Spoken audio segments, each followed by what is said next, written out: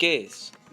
La globalización es un fenómeno inevitable en la historia humana que ha acercado el mundo a través del intercambio de bienes y productos, información, conocimientos y cultura. En las últimas décadas, esta integración mundial ha cobrado velocidad de forma espectacular debido a los avances sin precedentes en la tecnología, las comunicaciones, la ciencia, el transporte y la industria. Si bien la globalización es a la vez un catalizador y una consecuencia del progreso humano, es también un proceso caótico que requiere ajustes y plantea desafíos y problemas importantes. La globalización y sus generalidades.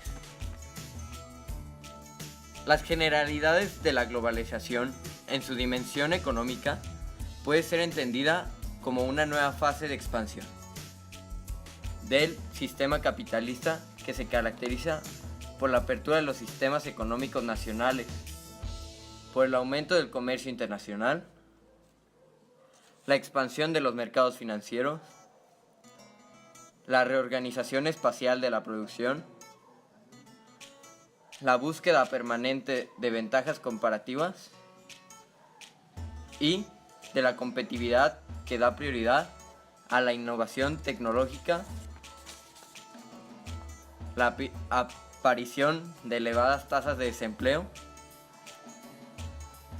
y el descenso del nivel de las remuneraciones. ¿Qué quiere decir esto? Bueno, esto quiere decir que la competencia nacional está quebrando a causa de la competencia extranjera que llega al país. Y bueno, las remuneraciones es que el dinero que se gasta en el país no se queda, sino que se va del país. Y por consiguiente, vamos a platicar un poco de las oportunidades de la globalización. Oportunidades. El proceso de globalización plantea la oportunidad de mejorar las condiciones de acceso a los mercados que anteriormente se hallaban fragmentados. Los flujos de información, tecnológica y capital han sido los que han incrementado su movilidad y, por consiguiente, constituyen los mercados donde más han mejorado las condiciones de acceso para economías con menor capacidad relativa de generación interna. También crea nuevas oportunidades, en tanto incrementa la competencia, sienta las bases para el establecimiento de nuevas alianzas empresariales y societales y contribuye a la desarticulación de los oligopolios, lo cual se representa con un tiburón. Estos son una de las pocas oportunidades. Gracias por vernos y comenzaremos con nacionalismo. El nacionalismo, te estarás preguntando, ¿qué es eso? Es una ideología y movimiento sociopolítico que surgió junto al concepto de nación, propio de la edad contemporánea, en las circunstancias históricas de la llamada Era de la Revolución. Algunos ejemplos de esto es Revolución Industrial, Revolución Burguesa y Revolución Liberal.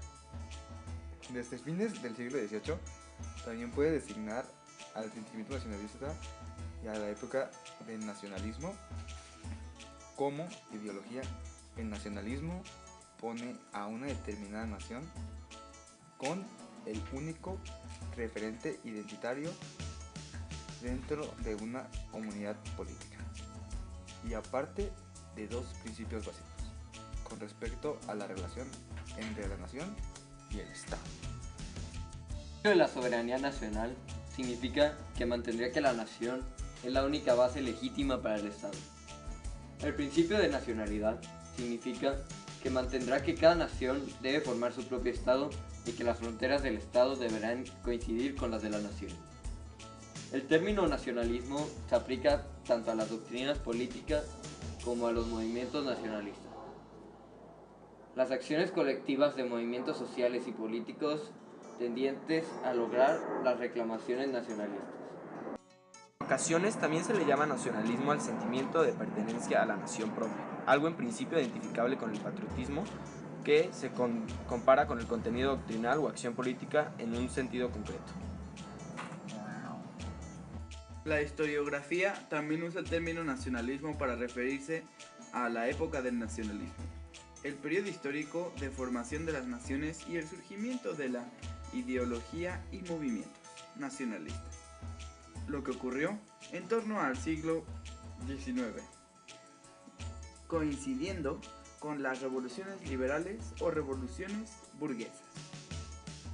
En el siglo XX se produce una renovación del nacionalismo en el periodo de entreguerras vinculado al fascismo y tras la Segunda Guerra Mundial vinculado al proceso de descolonización y al tercermundismo, cuando surgen numerosos grupos denominados Movimiento de Liberación Nacional.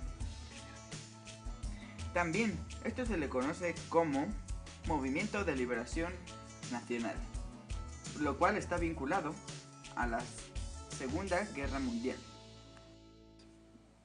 Los primeros precedentes del nacionalismo comienzan a aparecer en el siglo XVIII, pues hasta el momento la idea de nación, tal y como se concibe en la actualidad, no se había formulado. Hasta este momento, las identidades colectivas basadas en la religión o en ser súbdito de un mismo rey prevalecían sobre las étnicas. ¿Qué quiere decir esto? Esto quiere decir que todo se basaba en ser súbdito de un mismo rey, y eso se comparaba con la religión, lo cual era totalmente erróneo. En la Revolución Francesa se utilizaba el término nación como sinónimo de ciudadano, es decir, la nación ya no está personificada en la figura del monarca, pues la nobleza es un cuerpo ajeno a la nación. La nación es el tercer estado. Ciertos teóricos, como Benedict Anderson, afirmaban que los conceptos de nación y nacionalismo son fenómenos construidos dentro de la sociedad, llamándolos comunidades imaginadas. Ernest Gellner, el cual afirmaba que añade el concepto: el nacionalismo no es despertarse de las naciones hacia su conciencia. Muchas gracias, esto fue el nacionalismo. Ahora vamos a hacer un versus de nacionalismo contra globalización. La globalización no afecta solo a la economía mundial, sino que influye también en la política, la cultura, la ciencia, el arte, la sociedad, la familia e incluso en las propiedades de vivencia religiosa. La democracia, por ejemplo, como sistema que permita la competencia entre los diferentes partidos en la que existe libertad de expresión para todos los miembros de la población, se ha visto favorecida y difundida por la globalización. Desde mediados de los años 60, la cantidad de regímenes democráticos se ha duplicado sobradamente. La globalización está contribuyendo de alguna manera a destradicionalizar el mundo. Los líderes políticos no pueden recurrir ya a las antiguas formas éticas o de conducta que eran socialmente admitidas por todos para justificar lo que hacen. Pero por otro lado, tampoco pueden imponer nuevos comportamientos. Además, en muchas ocasiones, su propia actitud moralmente vacilante los deslegitima ante el pueblo, y esto hace que la política parlamentaria se aleje de la realidad o de los cambios que llenan la vida de las personas. Y bueno, esto quiere decir que tendemos a ir más hacia lo imaginario que hacia lo real que tiene el mundo para nosotros. Por otro lado, se inició el proceso descolonizador. Por eso, en 1946 había 74 países en la Tierra y ahora hay más de 200. ¿Cómo es posible que en pleno proceso globalizador, en el que todo parece tender hacia la unificación, se esté produciendo a la vez este fenómeno de proliferación nacionalista? Quizás sea precisamente esa tendencia mundial a la homogeneidad la que fomenta en las personas el deseo de buscar lo individual, lo corporal, lo diferente, lo local, aquello propio que se distingue en los demás.